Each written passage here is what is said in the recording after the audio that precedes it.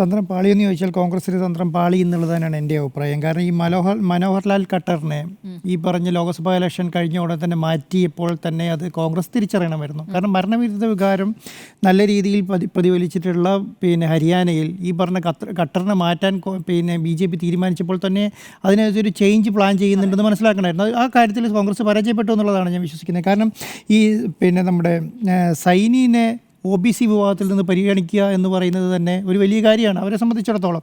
ആ OBC വിഭാഗത്തെ പരിഗണിക്കുകയും OBC വിഭാഗത്തെ കൂടെ നിർത്താൻ വേണ്ടി കഴിഞ്ഞിട്ടുള്ളതാണ്. ഈ ജാട്ട് വിഭാഗത്തെ കൂടെ നിർത്താം എന്ന് കഴിച്ചിട്ട് ഹൂഡയെ കൊണ്ടുവന്നെങ്കിലും ജാട്ട് വിഭാഗത്തിൻ്റെ വോട്ട് കാര്യമായി പ്രതിഫലിച്ചിട്ടില്ല.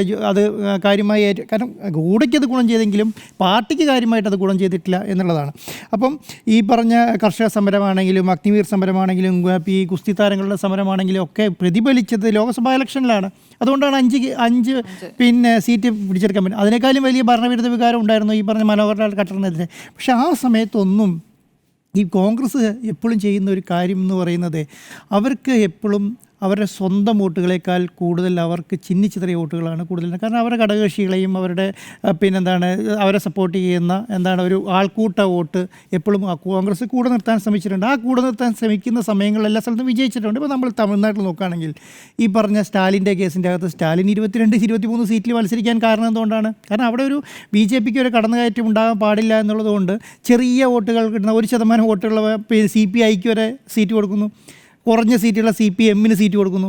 അത് ഈ DMK എടുക്കുന്ന ഒരു തീരുമാനമാണ്. അതിൻ്റെ മേലെ മുസ്ലിം ലീഗിന് സീറ്റ് കൊടുക്കുന്നു. ഒരിക്കലും ജയിക്കില്ല എന്ന് വിചാരിക്കുന്ന സ്ഥലത്ത് സ്വന്തം ജയിക്കാനുള്ള സീറ്റ് കൊണ്ടുപോയി CPMന് കൊടുക്കുന്നു. അങ്ങനെ ഒരു നിലപാട് സ്വീകരിക്കുന്നുണ്ട് DMK. ആ നിലപാട് എന്ത് സംഭവിച്ചു? ചില സ്ഥലങ്ങളിൽ കോൺഗ്രസ് സ്വീകരിക്കുന്നില്ല എന്നുള്ളതാണ്. ഇപ്പം ഞാൻ വിചാരിക്കുന്നത് ഇപ്പം നമ്മുടെ ആം ആദ്മിൻ്റെ കെജ്രിവാൾ ജയിലിൽ നിന്ന് പുറത്തിറക്കിയത് ആർക്കാണ് ഗുണം ചെയ്തത്? ഇപ്പം BJPക്ക് എന്ന് പറഞ്ഞാൽ നമുക്ക് പറയാൻ വേണ്ടിയിട്ട്. കാരണം BJP അവർ സ്വതന്ത്രമായിട്ട് മത്സരിക്കുന്ന സ്ഥലത്തേക്ക് അരവിന്ദ് കെജ്രിവാൾ റാലി നടത്താൻ ചെന്ന് കഴിഞ്ഞാൽ അവർക്ക് ആ വോട്ട് ഒരിക്കലും കോൺഗ്രസിന് കിട്ടില്ലല്ലോ. അപ്പോൾ അത് കോൺഗ്രസ് അവിടെ വിജയിക്കില്ല. എന്ന് പറഞ്ഞാൽ ആം ആദ്മി പാർട്ടി ഒറ്റയ്ക്ക് അവിടെ വിജയിക്കില്ല എന്നുള്ള ആം ആദ്മിക്കും അറിയാം, കോൺഗ്രസിനും അറിയാം. അപ്പോൾ എന്താണ് ഒരു 1% വോട്ടെങ്കിൽ സ്ഥലത്ത് 8,000 വോട്ട് 10,000 വോട്ട് പിടിച്ച സ്ഥാനാർത്ഥിയുണ്ട്. അപ്പോൾ ആ വോട്ട് കുറഞ്ഞു എന്ന് പറയുന്നത് നമ്മൾ പെർസെൻറ്റേജ് എടുക്കുമ്പോൾ ചിലപ്പോൾ 1%, 2% ഉണ്ടാവുള്ളൂ. പക്ഷേ ഒരു മണ്ഡലത്തിൽ ചിലപ്പോൾ തോൽവിക്ക് കാരണമായത് ഈ പറഞ്ഞ ആം ആദ്മി വോട്ടുകളായിരിക്കും. അതുപോലെ തന്നെ ഈ പറഞ്ഞ പ്രാദേശിക അതിനേക്കാളും വലിയൊരു കാര്യം എന്ന് പറയുന്നത് ഈ സ്ഥാനാർത്ഥി നിശ്ചയിക്കുന്നതിൽ പരാജയപ്പെട്ടു എന്നുള്ളതാണ്. കാരണം ചില സ്ഥലങ്ങളിൽ BJPൻ്റെ സ്ട്രോങ് കാൻഡിഡേറ്റിനെ നിർത്തുകയും മറ്റുള്ളവരെ അവിടുത്തെ ലോക്കൽ കാൻഡിഡേറ്റിനെ നിർത്താൻ പ്രേരിപ്പിക്കുകയും ചെയ്തിട്ടുണ്ട്.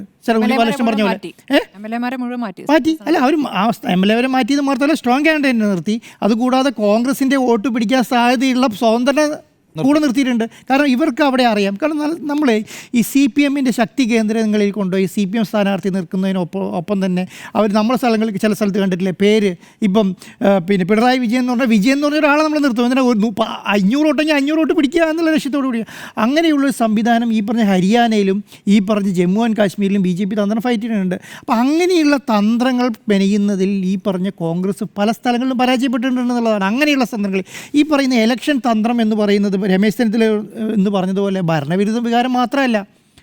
ഇന്ന് രമേശ് ചെന്നിത്തല ഭരണവിരുദ്ധ വികാരം കൊണ്ട് മാത്രമല്ല ട്രെൻഡ് ഔട്ടാവണമെങ്കിൽ ട്രെൻഡിനൊപ്പം പണിയെടുക്കണം.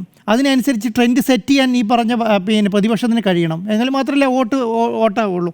അപ്പം ഞാൻ വിചാരിക്കുന്നത് ഈ പറഞ്ഞ മനോഹർലാൽ ഖട്ടറിനെ മാറ്റിയപ്പോൾ തന്നെ ഇത് കോൺഗ്രസ് മനസ്സിലാക്കണമായിരുന്നു. ഇതൊരു ഭരണവിരുദ്ധ വികാരമുണ്ട്. അത് BJP തിരിച്ചത്. നമ്മൾ ഈ ഇലക്ഷൻ കഴിഞ്ഞപ്പോൾ ഏറ്റവും കൂടുതൽ ചർച്ച ചെയ്തത് എന്താണ് ഉണ്ണിവാലകൃഷ്ണൻ? നമ്മൾ ചർച്ച ചെയ്തത് ഇത് കോൺഗ്രസ് ആണോ പഠിക്കുക BJP ആണോ പഠിക്കുക എന്നുള്ളതാണ്. കഴിഞ്ഞ ഇലക്ഷൻ നമ്മൾ ഒന്നിച്ചിരുന്ന് ചർച്ച ചെയ്തതാണല്ലോ. ലോക്സഭാ തെരഞ്ഞെടുപ്പിൻ്റെ വിജയവും പരാജയവും ഏറ്റവും കൂടുതൽ പഠിക്കുന്നത് BJP ആണ് കോൺഗ്രസ്. അതിപ്പോൾ BJP ആണ് പഠിച്ചതെന്നുള്ളതാണ് അതിൻ്റെ സത്യാവസ്ഥ. കാരണം അതിന് മാറ്റങ്ങൾ മുഴുവൻ അവർ വരുത്തിയിട്ടുണ്ട്. ഇപ്പോൾ നമ്മൾ മനസ്സിലാക്കി കഴിഞ്ഞല്ലോ. ഇപ്പോൾ ഈ മഹാരാഷ്ട്ര ഇലക്ഷൻ വരുമ്പോൾ എന്താണ്? മഹാരാഷ്ട്ര ഇലക്ഷൻ വരുമ്പോൾ അവരുടെ മുന്നിൽ അവർക്ക് ഇറങ്ങി നിന്ന് പറയാൻ വേണ്ടി ഒരു ഹരിയാന ഇലക്ഷൻ വന്നു കഴിഞ്ഞു. ഇപ്പോൾ അതുകൊണ്ട് ഇപ്പം യഥാർത്ഥത്തിൽ മഹാരാഷ്ട്ര ഇലക്ഷൻ ഇതിൻ്റെ കൂടെ നടക്കേണ്ടതാ. അതെ, അത് നീട്ടിവെച്ചിരിക്കുകയാണ്. അടുത്ത മാസത്തേക്ക് മാറും. കാരണം വെച്ചാൽ ഹരിയാന ജയിച്ചു വന്നു കഴിഞ്ഞാൽ അതൊരു ട്രംപ് കാർഡാണ്. അല്ല, ഞാൻ പറയുന്നത് ഈ സൈനിനെ OBC മുഖ്യമന്ത്രിയാക്കുമ്പോൾ കാണിക്കുന്ന ഒരു ഒരു OBC ദളിത് വിഭാഗങ്ങളെ കൂടുതൽ നിർത്താൻ വേണ്ടിയിട്ട് ശ്രമിക്കുക. അങ്ങനെ ഒരു നിലപാട് സത്യം പറഞ്ഞാൽ ഈ പ്രാവശ്യം കോൺഗ്രസ് എടുത്തിട്ടില്ല കേട്ടോ. കോൺഗ്രസ് ജാട്ട് വിഭാഗത്തെ മാത്രം കൂടെ നിർത്തി മറ്റുള്ളവരെ കൂടെ നിർത്തി കൊണ്ടുപോകാം എന്നുള്ളൊരു മൈൻഡ് സെറ്റോട് കൂടിയിട്ട് നിൽക്കുകയാണ്. ഇന്നത്തെ ഒരു ഇന്ത്യൻ്റെ സാഹചര്യം അനുസരിച്ചിട്ട് മുസ്ലിം ന്യൂനപക്ഷത്തെ കൂടെ നിർത്താൻ മുസ്ലിം സംവിധാനത്തോട് സഹകരിക്കുന്ന ആൾക്കാർ വേണം. ഹിന്ദുവിനെ ഭൂരിപക്ഷത്തോടെ കൂടെ നിർത്താൻ ഹിന്ദു ഭൂരിപക്ഷമായിട്ട് ബന്ധപ്പെട്ട് വേണം, ക്രിസ്ത്യാനികളോട് ബന്ധപ്പെട്ട് അവർ വേണം, ജാട്ട് വിഭാഗത്തോടും അങ്ങനെയാണ്, OBC വിഭാഗം അങ്ങനെയാണ്. ഇങ്ങനെ ഒരു കലർന്ന സംവിധാനത്തെ കൂടെ നിർത്താൻ വേണ്ടിയിട്ട് ഈ പറഞ്ഞ കോൺഗ്രസ്സിന് ഇപ്പോൾ കഴിയുന്നില്ല എന്നുള്ളതാണ്. അങ്ങനെയുള്ള നിലപാടുകൾ ഈ പറഞ്ഞ ഈ അടുത്ത കാലത്തായിട്ട് BJPയും കോൺഗ്രസും തമ്മിലുള്ളൊരു വ്യത്യാസം ഞാൻ കാണുന്നത് എന്താണെന്ന് പറഞ്ഞാൽ, BJPക്ക് കാര്യങ്ങൾ തീരുമാനിക്കുന്ന കേന്ദ്ര നേതൃത്വമാണ്. കൂടുതലായിട്ടും കോൺഗ്രസ് നീതിയായിരിക്കും സംസ്ഥാന നേതൃത്വം തീരുമാനിക്കട്ടെ എന്ന് പറയും. നമ്മൾ ഇവിടെ കേട്ടാലും നമ്മൾ ചില ചർച്ചകൾ ഇപ്പോൾ KC വേണുഗോപാലാണെങ്കിലൊക്കെ പറയുന്നത് കേട്ടിട്ടില്ലേ, അത് നമ്മൾ സംസ്ഥാനം തീരുമാനിക്കേണ്ട കേസാണ് എന്നങ്ങ് പറഞ്ഞ് ഒറ്റ വാക്കിൽ അങ്ങ് തള്ളും. പക്ഷേ ഇതിൻ്റെ അകത്ത് എന്താ BJP എടുക്കുന്ന നിലപാട് എന്താ? BJP കേന്ദ്രത്തിൽ തീരുമാനത്തിൽ നടപ്പിലാക്കാൻ പറയും. അപ്പോൾ എന്താ അറിയോ, ഒരു ആൻസറിൻ്റെ മേലെ ആ പറഞ്ഞ സംവിധാനങ്ങൾ നടപ്പിലാവും. ഇവിടെ ചിലപ്പോൾ നടപ്പിലായെന്നില്ല, ചിലപ്പോൾ ഇവിടെ ഹൂഡേനെ മാത്രം പ്രതീക്ഷിച്ച് നിൽക്കും ആൾക്കാർ. ഈ അങ്ങനെയുള്ള സ്ഥലങ്ങളിൽ നമ്മൾ ഈ ലോക്സഭാ ഇലക്ഷൻ കണ്ടിട്ട് ചില സ്ഥലത്ത് തോറ്റിട്ടുണ്ട്. മധ്യപ്രദേശ് കമൽനാഥിനെ മാത്രം വിശ്വസിച്ചിട്ട് അവർ ജയിപ്പിക്കുമെന്നങ്ങ് വിശ്വസിക്കുകയാണ്. അങ്ങനെ നിലയ്ക്ക് തോറ്റ് അതേ സംവിധാനമാണ് ഇപ്പോൾ ഹരിയാനയിലും സംഭവിച്ചിട്ടുള്ളത്. ഡൽഹിയോട് ചേർന്ന് കിടക്കുന്ന നഗരപ്രദേശങ്ങളിലൊക്കെ BJPക്ക് നല്ല നേട്ടമാണ്. അല്ല, ഞാൻ ചോദിക്കട്ടെ, ഇപ്പം പറഞ്ഞ കർഷക സമരം എന്ന് നമ്മൾ പറയുന്നുണ്ട്. കർഷക സമരം എന്ന് പറഞ്ഞ സംവിധാനം ഈ പറഞ്ഞ പാർലമെൻറ്റ് ലോക്സഭാ ഇലക്ഷന് ശേഷം കർഷക സമരമായിട്ട് ബന്ധപ്പെട്ട് എന്തെങ്കിലും സംവിധാനം നടന്നിട്ടുണ്ടോ? ഈ പറഞ്ഞ ഗുസ്തി താരങ്ങളുടെ സമരമായിട്ട് എന്തെങ്കിലും നടന്നിട്ടുണ്ടോ? ഒന്നും നടന്നിട്ടില്ല. അമീർ പദ്ധതിയായിട്ട് ബന്ധപ്പെട്ട് എന്തെങ്കിലും നടന്നിട്ടുണ്ടോ? ഒന്നും നടന്നിട്ടില്ല. കഴിഞ്ഞിട്ട് 4 മാസമായിട്ട് ഒരു ഇവൻറ്റും നടന്നിട്ടില്ലാന്നേ. ഇങ്ങനെ പറഞ്ഞ കേന്ദ്ര സർക്കാരിനെതിരെ ഒരു സമരം നടന്നിട്ടില്ല. കഴിഞ്ഞ പ്രാവശ്യം നടന്ന അങ്ങനെയല്ല. കഴിഞ്ഞ പ്രാവശ്യം കേന്ദ്ര സർക്കാരിനെതിരെ ശക്തമായ നിലപാടുകൾ സ്വീകരിച്ചിട്ട് ഈ പറഞ്ഞ കർഷകരാണെങ്കിലും ഈ പറഞ്ഞ അഗ്നിവീർ സമരമാണെങ്കിലും ഈ പറഞ്ഞ ഗുസ്തി താരങ്ങളുടെ സമരമാണെങ്കിലും വലിയ രീതിയിലുള്ള സമരം നടന്നു. അതിനുശേഷം എന്താണ്, കേന്ദ്ര സർക്കാർ അധികാരത്തിന് വന്നതിന് ശേഷം ഈ പറഞ്ഞ ഒരു കാര്യങ്ങളും നടന്നിട്ടില്ല അങ്ങനെയുള്ള കാര്യങ്ങളിൽ. അപ്പം ഈ നമ്മളിപ്പം ജയത്തെ ജയമായിട്ടേയും തോൽവിനെ തോൽവിയായിട്ട് നമ്മൾ കാണില്ലെന്നേ. ജയിച്ചാൽ നമ്മൾ ജയിച്ചു എന്ന് തന്നെ പറയണം. അതിന് നമ്മൾ ജയിച്ചിട്ടില്ല, അത് ഞാൻ ഒരിക്കലും വിശ്വസിക്കുന്നില്ല ഈ പറഞ്ഞ EVM മോശക്കാരാണ്. കാരണം അങ്ങനെയാണെങ്കിൽ EVM മോശക്കാരാണെങ്കിൽ 9 മണി വരെ ഈ സംവിധാനം ഉണ്ട് എന്ന് വിശ്വസിക്കാൻ പറ്റില്ലല്ലോ. 284 സീറ്റ് കിട്ടിക്കുമ്പോൾ കോൺഗ്രസിന് അങ്ങനെ കിട്ടിയെന്ന് പറയാൻ പറ്റില്ലല്ലോ. പക്ഷേ ഞാൻ ചോദിക്കുന്ന ലോകസഭയിലേക്ക് സീറ്റ് കൂട്ടാനാണോ നോക്കുക, ഒരു സ്റ്റേറ്റ് പിടിച്ചെടുക്കാനാണോ നോക്കുക? ഞാനതൊരിക്കലും വിശ്വസിക്കുന്നില്ല. അങ്ങനെ ഒരു നിലപാടിലേക്ക് ജയിച്ചാൽ ജയിച്ചു, അതിന് നമുക്ക് പാളിച്ച് പറ്റിയിട്ടുണ്ട്. ഇതിൽ നിന്നെങ്കിലും പാഠം പഠിക്കാൻ പറ്റണം കോൺഗ്രസ്സിന്. ഇതിൽ നിന്ന് പാഠം പഠിച്ചിട്ട് ഈ പറഞ്ഞ മഹാരാഷ്ട്രയിലും ഇനി വരും തിരഞ്ഞെടുപ്പുകളിലെല്ലാം കൈകാര്യം ചെയ്യാൻ പറ്റണം. എപ്പോഴും കോൺഗ്രസ് ചെയ്യേണ്ടതെന്ന് പറയുന്നത് അവരുടെ കൂടെ നിൽക്കുന്ന ചെറിയ ഘടകകക്ഷിയായിട്ട് 1% ആയിക്കോട്ടെ, 0.5% ആയിക്കോട്ടെ, ആ 0.5% ഭിന്നിച്ച് പോകാതിരിക്കാനുള്ള നിലപാട് ഇനിയെങ്കിലും സ്വീകരിക്കണം. അതിനെ കണ്ടുപഠിക്കേണ്ടത് ഞാൻ പറയുന്നത് എപ്പോഴും ഈ DMK-നെ തന്നെയാണ്. ഒരു പ്രാദേശിക കക്ഷിയായിട്ട് ഇതുവരെ ഒരു MLSയിലേക്ക് കയറാൻ പറ്റുന്നില്ല, ഒരു പഞ്ചായത്തിലേക്ക് പോലും കയറ്റാൻ വേണ്ടി അവർ സമ്മതിക്കുന്നില്ല. കാരണം അതിൻ്റെ ഒരു റിസ്ക് അവർ എടുക്കുന്നില്ല എന്നുള്ളതാണ്. ആ സംവിധാനം കോൺഗ്രസ് നാഷണൽ ലെവലിലേക്ക്, പിന്നെ നാഷണൽ ലെവലിൽ പാർട്ടിക്ക് നിലപാട് വേണം. സ്റ്റേറ്റ് അടിസ്ഥാനത്തിലല്ല പാർട്ടിക്ക് നിലപാട്. ഇന്ത്യയിൽ എങ്ങനെ ഭരിക്കണമെന്നോ രാഹുൽ ഗാന്ധിയാണോ തീരുമാനിക്കുന്നത്? രാഹുൽ ഗാന്ധിക്ക് നിലപാട് വേണം. KC വേണുഗോപാലാണോ ജനറൽ സെക്രട്ടറി, സംഘടനാ ജനറൽ സെക്രട്ടറി? KC വേണുഗോപാൽ തന്നെ. അത് ഇന്ത്യക്ക് വേണ്ടി മൊത്തമുള്ള നിലപാടായിരിക്കണം. അത് ഈ പറയുന്ന അമിത്ഷായും ഈ പറയുന്ന മോഡിയും ഈ പറഞ്ഞ JP നദ്ദയും എടുക്കുന്നത് പോലെയുള്ള നിലപാടുകൾ എടുത്ത് പോകാൻ ഇനിയും തീരുമാനിച്ചിട്ടില്ല. തീരുമാനത്തിൽ വിട്ടുകൊടുക്കരുത്. അങ്ങനെ വിട്ടുകൊടുക്കാൻ പാടില്ല. ഒരു സ്റ്റേറ്റും ഇപ്പം ഞാൻ പറയുന്നത് കേരളത്തിൽ വിട്ടുകൊടുക്കാൻ പാടില്ല. ഞാനിപ്പോൾ നമ്മൾ ഈ ഇലക്ഷൻ കേരളത്തിൽ വരുവാണെങ്കിൽ കേരളത്തിലുള്ളത് കേന്ദ്രത്തെ നിലപാട് വേണം. ഇതിങ്ങനെയാണ് പോകേണ്ടത്. കർണാടകയിൽ മത്സരിക്കും, കർണാടകയ്ക്ക് നിലപാടല്ല, കർണാടകയുടെ കർണാടക നിലപാടായിരുന്നോട്ടെ. പക്ഷേ അത് മനസ്സിലാക്കി ആരെ എവിടെ പ്രൈസ് ചെയ്യണം എന്നുള്ളത് കേന്ദ്രം തീരുമാനിക്കണം. അങ്ങനെയുള്ള നിലപാടുകൾ സ്വീകരിച്ച് ഇനിയെങ്കിലും കോൺഗ്രസ് മുന്നോട്ട് പോയി. ഇത് തന്നെയായിരിക്കും ഇനി അങ്ങോട്ടുള്ള അവസ്ഥ. കഴിഞ്ഞ ലോക്സഭാ ഇലക്ഷനിൽ ഒരു പാഠവും കോൺഗ്രസ് പഠിച്ചിട്ടില്ല എന്നുള്ളതാണ് എനിക്കിതിന്ന് മനസ്സിലാക്കുന്നത്. അതുകൊണ്ട് ഇത് ചോദിച്ചു വാങ്ങിയ തോൽവി തന്നെയാണ്. ഇത് BJPയുടെ പെർഫോമൻസ് കൊണ്ടല്ല BJPയോട് ജയിച്ചിരിക്കുന്നത്, കോൺഗ്രസ് ചോദിച്ചു വാങ്ങിയ തോൽവി തന്നെയാണെന്ന് എൻ്റെ അഭിപ്രായം. ഈ ജാട്ട് സമുദായക്കാർക്ക് ഹൂഡ ഭൂരിപക്ഷം സീറ്റുകളും വീതം വെച്ചു. കുമാരി ഷിൽജ, രൺദീപ് സുർജേവാല തുടങ്ങിയ പ്രമുഖ നേതാക്കൾ പൂർണ്ണമായി അവഗണിക്കപ്പെട്ടു. 9 സീറ്റുകൾ മാത്രമാണ് ദലിത് വിഭാഗങ്ങൾക്കിടയിൽ വലിയ സ്വാധീനമുള്ള ഷെൽജയ്ക്ക് അനുവദിച്ചു കൊടുത്തത്. ഷെൽജ ആവശ്യപ്പെട്ടതിൽ 9 സീറ്റ് മാത്രമാണ് കൊടുത്തത്. എന്നിട്ട് ഈ ജാട്ട് മേഖലയിൽ എന്ത് സംഭവിച്ചു? 17 11 സ്ഥലങ്ങളിലും BJPക്കാണ് മുൻതൂക്കമുണ്ടായത്. നിങ്ങൾ നോക്കേണ്ടത് ഇപ്പം ഈ മാർച്ചിലാണല്ലോ മനോഹർലാൽ ഖട്ടറിനെ മാറ്റുന്നത്. മനോഹർലാൽ ഖട്ടർ എന്ന് പറഞ്ഞാൽ അവിടുത്തെ പഞ്ചാബി ഖത്രി എന്ന് പറയുന്ന സമുദായത്തിൻ്റെ നേതാവാണ്. ഏതാണ്ട് 14% വരും ഈ പഞ്ചാബി ഖത്രി സമുദായം. 14% വരുന്ന പഞ്ചാബി ഖത്രി സമുദായത്തിൽ നിന്നുള്ളൊരു പ്രധാനപ്പെട്ട നേതാവായ മനോഹർലാൽ ഖട്ടറിനെ 2014 മുഖ്യമന്ത്രിയാക്കുന്നു, അല്ലേ? അതിനുശേഷം 2019 അദ്ദേഹത്തെ മുഖ്യമന്ത്രിയാക്കുന്നു. ഈ 6 മാസം മുമ്പാണ് അദ്ദേഹത്തെ ആ സ്ഥാനത്ത് നിന്ന് മാറ്റുന്നത്. ഖട്ടറിനെ മാറ്റുക എന്ന് പറഞ്ഞാൽ ഹരിയാനയിൽ BJPയുടെ നട്ടലെന്ന് പറയുന്നത് ഖട്ടർ എന്നുള്ള നേതാവാണ്. ആ നേതാവിനെയാണ് അവർ മാറ്റിയത്. എന്നിട്ട് എന്താ ചെയ്തത്? അവർ സൈനിയെ കൊണ്ടിരുന്നു. ഈ സൈനി എന്ന് പറയുന്നത് OBC വിഭാഗമാണ്. സൈനി എന്ന് പറയുന്നത് തന്നെ 5%, ആ OBCയിൽ തന്നെ 5% ഉള്ള ഒരു ജാതി വിഭാഗമാണ്. വളരെ പ്രോമിനൻ്റ് ആണ് അവർ. നോക്കൂ, അത്തരത്തിൽ വലിയൊരു തീരുമാനം BJP അവിടെ എടുക്കുന്നുണ്ട്. ഖട്ടറിനെ പോലെ ഒരു വളരെ പ്രധാനപ്പെട്ട നേതാവിനെ മാറ്റുന്നു. സാഹിബ് സിംഗ് സൈനിയെ പോലെയുള്ള വളരെ ജൂനിയർ ആയിട്ടുള്ള ഒരു നേതാവിനെ അവിടേക്ക് റീപ്ലേസ് ചെയ്യുന്നു. ആ ധൈര്യം എന്ന് പറയുന്നത് BJP കേന്ദ്ര നേതൃത്വത്തിന് അവിടെ കാണിക്കാൻ പറ്റി, ഹരിയാനയിൽ കാണിക്കാൻ പറ്റി.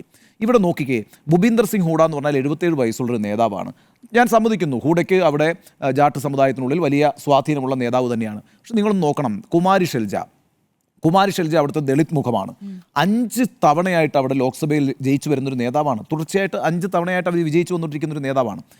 ഈ തെരഞ്ഞെടുപ്പിൻ്റെ സമയത്ത് സ്ഥാനാർത്ഥി നിർണ്ണയത്തിൽ കുമാരി ഷെൽജയുടെ അഭിപ്രായങ്ങൾക്ക് വേണ്ടത്ര പ്രാധാന്യം ഹൂഡ കൊടുത്തിട്ടില്ല എന്നു മാത്രവുമല്ല, അവർ വലിയ ഫൈറ്റിലേക്ക് പോവുകയും ഒരു ഘട്ടത്തിൽ കുമാരി ഷെൽജ BJPയിലേക്ക് പോകുന്നു എന്നുള്ളൊരു പ്രചാരണം വരെ ഉണ്ടായി. അതൊന്നും പരിഹരിക്കാൻ കേന്ദ്ര നേതൃത്വത്തിന് കഴിഞ്ഞില്ല. നിങ്ങൾ വെറുതെ ഒന്ന് ആലോചിച്ച് നോക്കൂ, ഈ ഭൂപീന്ദർ സിംഗ് ഹൂഡയെ പോലെ ഒരാളെ മാറ്റി നിർത്തിയിട്ട് കുമാരി ഷെൽജയെയാണ് നിങ്ങളൊരു മുഖമായി കാണിക്കുന്നതെന്ന് വിചാരിക്കുക. അവിടെ അതൊരു ദളിത് മുഖമാണ്. സ്വാഭാവികമായിട്ടും അങ്ങനെ ഒരു ദളിത് മുഖം വരുമ്പോൾ OBCയും അതിനെ പിന്തുണയ്ക്കാനുള്ള സാധ്യതയുണ്ട്. അതിനോടൊപ്പം തന്നെ ഒരു വനിത മുഖ്യമന്ത്രിയാകുന്നു എന്നുള്ളൊരു വെല്ലുവിളി വരുന്നു. അങ്ങനെയാകുമ്പോൾ ഈ ഫാക്ടേഴ്സ് എല്ലാം വർക്ക് ചെയ്യും. അതായത് ഈ കർഷക സമരം വർക്ക് ചെയ്യും, ഗുസ്തി താരങ്ങളുടെ പ്രശ്നങ്ങൾ വർക്ക് ചെയ്യും, ആൻറ്റി ഇൻകംബൻസി വർക്ക് ചെയ്യും. ഇവിടെ എന്താ സംഭവിച്ചതെന്ന് വെച്ചാൽ ഹുഡയെ പോലെയുള്ള ഒരാളെ അയാളുടെ ജാട്ട് വോട്ട് ബാങ്കിൽ പൂർണ്ണമായും വിശ്വസിച്ചുകൊണ്ട് 77 വയസ്സുള്ള ആ മനുഷ്യനെ പിടിച്ച് ഫ്രണ്ടിൽ നിന്ന് നിർത്തിയിട്ട് അയാൾ പറയുന്ന ആളുകൾക്ക് സ്ഥാനാർത്ഥിത്വവും കൊടുത്തിട്ട് ഒടുവിൽ സംഭവിച്ചത് എന്താണെന്ന് വെച്ചാൽ അയാളുടെ സമുദായവും കൂടെ നിന്നില്ല, ദളിത് സമുദായവും കൂടെ നിന്നില്ല. ആകപ്പാടെ അവിടെ ഒരു കുഴമറിച്ചിലുണ്ടായി എന്നുള്ളതാണ് കോൺഗ്രസിനെ സംബന്ധിച്ചിടത്തോളം അവിടെ വലിയ തിരിച്ചടിയായിട്ടുള്ളത്. അത് കോൺഗ്രസ് പഠിക്കേണ്ട കാര്യമാണ്. ഒരു കാര്യം കൂടി ഞാൻ പറഞ്ഞേക്കാം, അത് ശ്രീ ആൻഡോ അഗസ്റ്റിൻ പറഞ്ഞ കാര്യമാണ്. നോക്കൂ, ഈ ലോക്സഭാ തെരഞ്ഞെടുപ്പിൽ കോൺഗ്രസ് കൈയച്ചാണ് സഖ്യമുണ്ടാക്കിയത്, അല്ലേ? അവർക്ക് സാധ്യതയുള്ള സ്ഥലങ്ങൾ പോലും അവർ സാക്രിഫൈസ് ചെയ്തു. അതിൻ്റെ ഗുണം എന്താ? കോൺഗ്രസിന് 100 സീറ്റിലെത്താൻ പറ്റി. കോൺഗ്രസിൻ്റെ മറ്റ് ഘടകകക്ഷികൾക്കൊക്കെ പെർഫോം ചെയ്യാൻ പറ്റി. അവർക്ക് സ്വാധീനമുള്ള എല്ലാ സ്ഥലത്തും കോൺഗ്രസ് ആണ് വിട്ടുവീഴ്ച ചെയ്തത്. അതൊരു നല്ല മാതൃകയായിരുന്നു. നമ്മൾ പലതവണ ഇവിടെയിരുന്ന് പ്രശംസിച്ചിട്ടുള്ളതാണ്. കോൺഗ്രസ്, പ്രത്യേകിച്ച് രാഹുൽ ഗാന്ധി എടുക്കുന്ന ആ വളരെ വിട്ടുവീഴ്ചയോടുള്ള മനോഭാവം നിശ്ചയമായും ഇന്ത്യ സഖ്യത്തിൻ്റെ കരുത്ത് പകരും എന്നുള്ളത്. ഡൽഹിയിൽ പോലും വലിയ വിട്ടുവീഴ്ചയാണല്ലോ കോൺഗ്രസ് ചെയ്തത്. എന്നാൽ ഹരിയാനയിൽ ഹൂഡ പറയുന്നിടത്ത് എന്താ ഹൂഡ പറഞ്ഞത്? 10 വർഷത്തെ ഭരണത്തിനെതിരായിട്ടുള്ള ആൻറ്റി ഇൻകംബൻസി, കർഷക സമരത്തിൻ്റെ പ്രശ്നങ്ങൾ, എല്ലാ വീടുകളിലും വിള ഇൻഷുറൻസും, വിളയ്ക്ക് അവർ പണിയെടുത്തിട്ട് ഉൽപ്പാദിപ്പിക്കുന്ന ഉൽപ്പന്നങ്ങൾ വിറ്റഴിക്കാൻ കഴിയുന്നില്ല. ആ ഉൽപ്പന്നങ്ങൾ കേടാവുമ്പോൾ അതിൻ്റെ ഇൻഷുറൻസ് കിട്ടുന്നില്ല, അതിന് മിനിമം താങ്ങുവില കിട്ടുന്നില്ല. സ്വാഭാവികമായിട്ടും കർഷകർ വളരെ കൂടുതലുള്ള ആ പ്രദേശത്ത് അങ്ങനൊരു വികാരം സർക്കാരിനെതിരാകുമല്ലോ. അത് പിന്നെ സ്വാഭാവികമല്ലേ, അത് വിശ്വസിക്കുകയും ചെയ്യുമല്ലോ നമ്മൾ. അതേപോലെ ഗുസ്തി താരങ്ങളുടെ പ്രശ്നങ്ങൾ, അൺഎംപ്ലോയ്മെൻറ്റിൻ്റെ പ്രശ്നം, ഈ ആൻറ്റി ഇൻകംബൻസി, ഇതൊക്കെ ഉള്ളപ്പം കോൺഗ്രസിന് ഇനി ഒരു സഖ്യകക്ഷിയെ വേണ്ടെന്നേ, നമുക്ക് ഒറ്റയ്ക്ക് നേടാവുന്നതേ ഉള്ളൂ. അതുകൊണ്ട് ആം ആദ്മി പാർട്ടിയോട് ഇനി ഒരു വിട്ടുവീഴ്ചയും ചെയ്യേണ്ട, ആം ആദ്മി പാർട്ടിയോട് 5 സീറ്റും കണ്ടാ ചോദിച്ചത്, അതൊന്നും കൊടുക്കണ്ട എന്നുള്ള തീരുമാനത്തിൽ എത്തുകയാണ് ചെയ്തത്. അത് ഹൂഡയിൽ വിശ്വസിച്ചുകൊണ്ട് കേന്ദ്ര നേതൃത്വം അങ്ങനെ എത്തുകയാണ് ചെയ്തത്. അപ്പോൾ എന്താ സംഭവിച്ചതെന്ന് വെച്ചാൽ, താങ്കൾ നേരത്തെ പറഞ്ഞ പോലെ 1% വോട്ട് അല്ലെങ്കിൽ 1.5% വോട്ട് എന്ന് പറയുന്നത് എൻ്റയർ സ്റ്റേറ്റിലാണ്.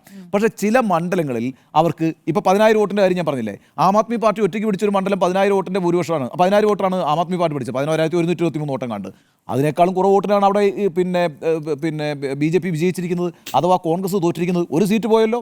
ഇങ്ങനെ നോക്കുമ്പോൾ മാത്രമല്ല, നിങ്ങൾ ഈ ചെറിയ സംഘടനകൾ കൂടുമ്പോൾ വോട്ട് കിട്ടുന്നതിനേക്കാളും കൂടുതൽ ഒരു ബലം കിട്ടും.